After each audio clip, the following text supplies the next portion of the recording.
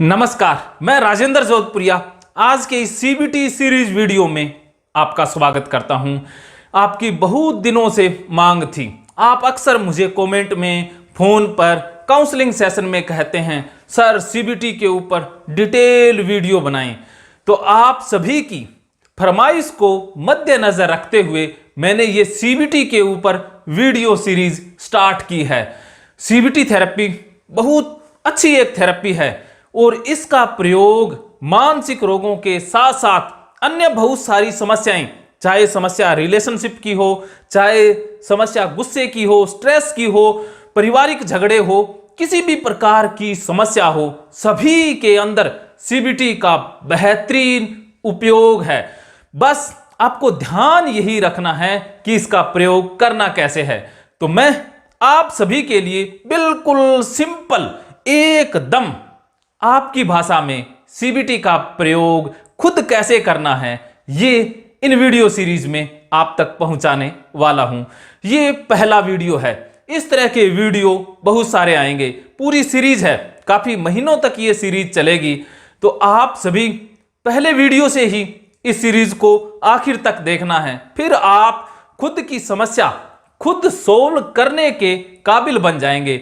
चाहे समस्या ओसीडी की हो, ओसीडी की जितनी भी फॉर्म हैं, जिसमें contamination OCD, religious OCD, somatic OCD, rumination OCD व चेकिंग वाली ओसीडी, सब में इस थेरेपी का प्रयोग कैसे करना है वो मैं डिटेल में आपको बताने वाला हूं।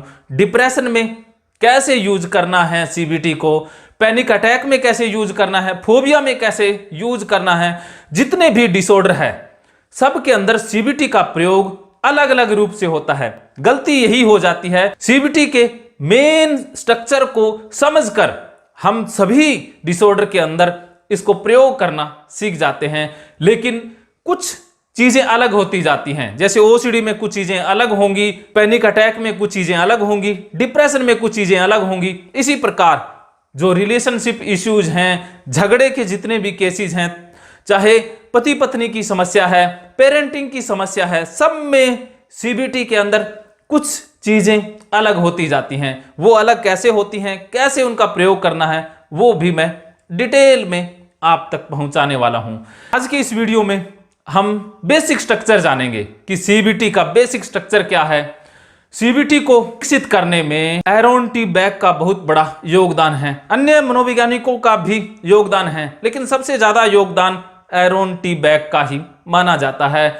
सीबीटी थेरेपी ये कहती है कि अगर हम अपने कॉग्निशन को, संज्ञान को समझ लें, संज्ञान को विकसित कर लें, चेतना को, अवेयरनेस को विकसित कर लें, जागरूक हो जाएं अपनी मन की फंक्शनिंग के बारे में, मन के संज्ञान के बारे में, तो हम समस्या से बाहर भी आ जाते हैं। तो सीबीटी के अंदर 3 मुख्य कंपोनेंट है।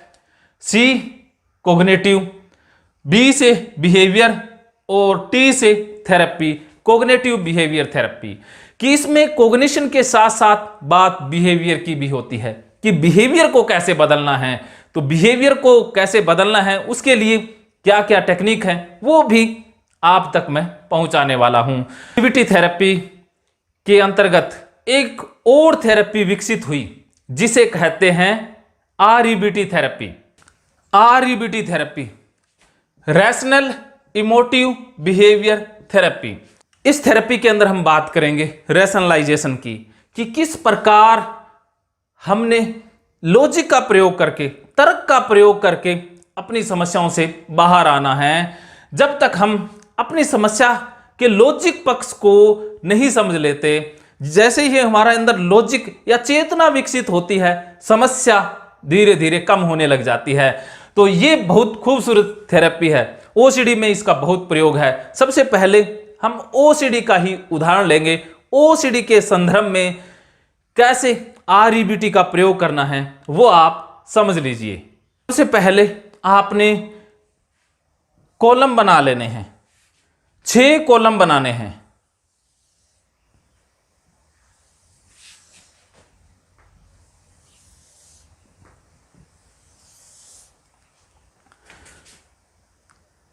इसमें ए लिख देंगे, बी, सी, डी, ई और एफ।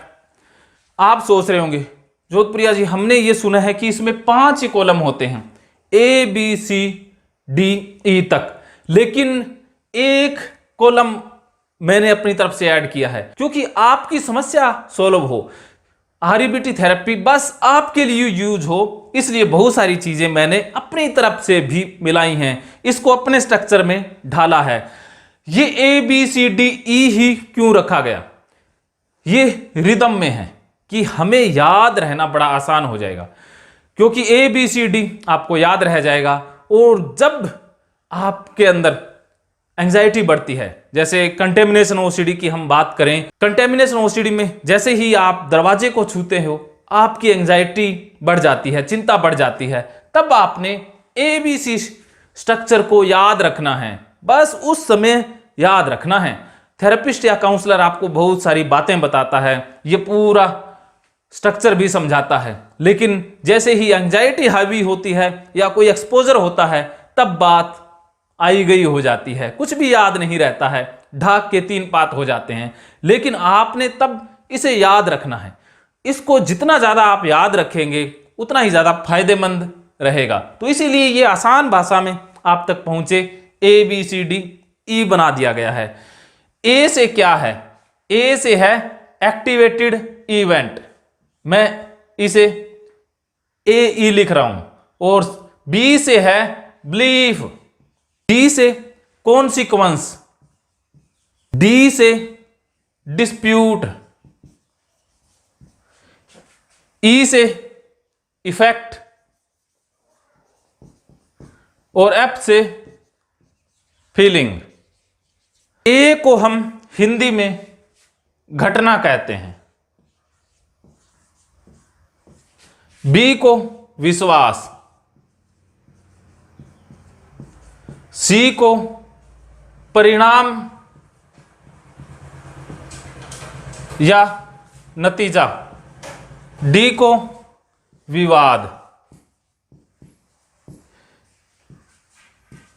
ई को हिंदी में कहते हैं प्रभाव, और इसको महसूस होना, फीलिंग, महसूस होना। ये आपने डायरी में मेंटेन करना है। आपको जो भी समस्या है, चाहे समस्या रिलेशनशिप की है, चाहे समस्या गुस्से की है, स्ट्रेस की है, चाहे समस्या डिप्रेशन की है, जितनी भी ओसीडी हैं, कोई भी ए टू जेड समस्या है, सबसे पहले आपने ये स्ट्रक्चर तैयार करना ही करना है। ये फॉर्म आपने बना लेना है, इसे डायरी में लिख लेना है। अब सबसे पहले हम बात करेंगे घटना की, कि घटना क्या है, एक्टिवेटेड इवेंट क्या है। एक्टिवेटेड इवेंट वो होता है जिससे हमारे अंदर इमोशन पैदा होते हैं, भावनाएं पैदा होती हैं। एक्टिवेटेड इवेंट जैसे आपने किसी का फोन सुना और फोन में सूचना मिली कि आपने एक पेपर दिया था, उसमें फेल हो गए हैं, तो ये एक्टिवेटेड इवेंट है। कोई भी घटना जिससे आपके अंदर पॉजिटिव या नेगेटिव इमोशन पैदा होते हो, वो घटना है, वो एक्टिवेटेड इवेंट है। एक्टिवेटेड इवेंट वो है जिस घटना के द्वारा आपके अंदर पॉजिटिव या नेगेटिव इमोशन पैदा होते हैं। अब देखिए, आप पेपर में फेल हो गए, लेकिन इसकी सूचना आपको नहीं मिली, तब आपके लिए फेल होना एक्टिवेटेड इवेंट नहीं है। जैसे ही सूचना मिलेगी और आप उदास हो जाएंगे, आप परेशान हो जाएंगे, चिंतित हो जाएंगे, तब ये आपके लिए एक्टिवेटेड इवेंट है। जैसे ओसीडी वाले, जिनको ओसीडी है, कंटेमिनेशन ओसीडी है, जैसे कोई घर में आ गया, जिनके पैरों पर मिट्टी भी लगी हुई है, जूतों में कीचड़ भी लगा हुआ है, वो घर में आ गया, वो घर में पूरे घर में उसने राउंड भी लगा दिया और बाहर भी चला गया, लेकिन आपको पता नहीं चला, तब ये आपके लिए एक्टिवेटेड इवेंट नहीं है। जैसे ही आपने देखा कि कोई गंदे पैर लेकर के घर में आ गया है, तब आपके लिए एक्टिवेटेड इवेंट है। तब आपके अंदर घबराहट, बेचैनी, चिंता वाले इमोशन पैदा हो जाएंगे। तो एक्टिवेटेड इवेंट आप समझ गए होंगे। इसके बाद आपने समझना है इमोशन को। इमोशन 2 प्रकार के होते हैं। यहां पर मैं एक बार लिख रहा हूं, P से पॉजिटिव इमोशन और N से नेगेटिव इमोशन। घटना के बाद, जैसे ही कोई घटना घटती है उसके बाद पॉजिटिव या नेगेटिव इमोशन पैदा होते हैं। कोई सा भी इमोशन पैदा हो सकता है, पॉजिटिव या नेगेटिव। पॉजिटिव इमोशन में क्या है? खुशी, दया, प्यार, ग्रेटिट्यूड, स्नेह, मोहब्बत, करुणा। ये पॉजिटिव इमोशन है। पॉजिटिव इमोशन वो हैं जिनसे हम अच्छा फील करते हैं, फील गुड इमोशन। इन्हें हम फील गुड भी कहते हैं कि इससे फीलिंग अच्छी आती है। बस मन में ऐसा लगता है कि जैसे हम तो स्वर्ग में पहुंच गए हों। इमोशन और फीलिंग में अंतर होता है। इमोशन और फीलिंग में क्या अंतर है वो भी आप समझ लीजिए। इमोशन जैसे गुस्सा, चिंता, खुशी, वो इमोशन है। जब आप इन्हें महसूस करते हैं, जब आप उस स्टेट में पहुंच जाते हैं, जब आप चिंतित हैं और आपके पूरी बॉडी में चिंता झलक रही है, पूरी बॉडी से चिंता झलक रही है, आप चिंता को महसूस कर रहे हैं, जब आप फील कर रहे हैं, तो जब महसूस करना फीलिंग है। इमोशन जैसे कई बार गर्लफ्रेंड कहती है बॉयफ्रेंड को कि तू मेरे इमोशन को नहीं समझता है। उसे कहना चाहिए कि मेरे इमोशन तुझे महसूस नहीं हो रहे हैं। गर्लफ्रेंड तो बहुत प्यार करती है, वो तो महसूस कर रही है, उसके अंदर तो इमोशन भी है और फीलिंग भी है। लेकिन जो बॉयफ्रेंड है वो महसूस ही नहीं कर रहा। उसको पता है कि प्यार है, वो इमोशन है, लेकिन उसको महसूस नहीं हो रहा है। जब हम अपने इमोशन को महसूस करते हैं तो उसे कहेंगे हम फीलिंग। तो अब आपको पता चल गया कि फीलिंग और इमोशन में क्या अंतर है। अब हम जान लेते हैं कि नेगेटिव इमोशन कौन कौन से हैं। नेगेटिव इमोशन में चिंता, डर,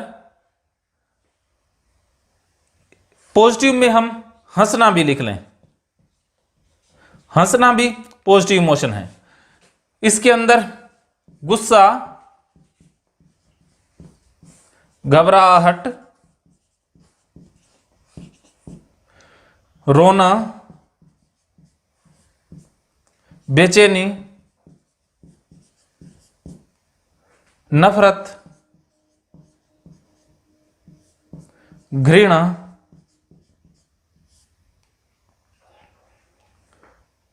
उदासी, ये सभी नेगेटिव इमोशन हैं। घटना के बाद या तो पॉजिटिव इमोशन पैदा होंगे या नेगेटिव इमोशन पैदा होंगे।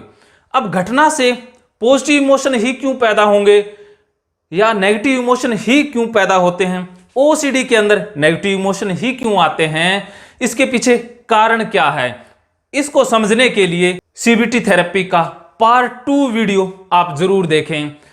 मैं एक ही वीडियो में सारी चीजें आप तक नहीं पहुंचा सकता क्योंकि वीडियो बहुत लंबे हो जाते हैं और आपके पास समय की बहुत कमी रहती है। तो आगे का पार्ट, आगे का भाग आप इसी प्लेलिस्ट में देख सकते हैं या पार्ट 2 वीडियो देखें सीबीटी का, उसमें इससे आगे का स्ट्रक्चर और कैसे अप्लाई करना है सीबीटी को वो समझते हैं। आज ही साइको गुरु टीम के नंबर पर फोन करके भारी डिस्काउंट व ऑफर पर इस बुक को खरीदें। धन्यवाद।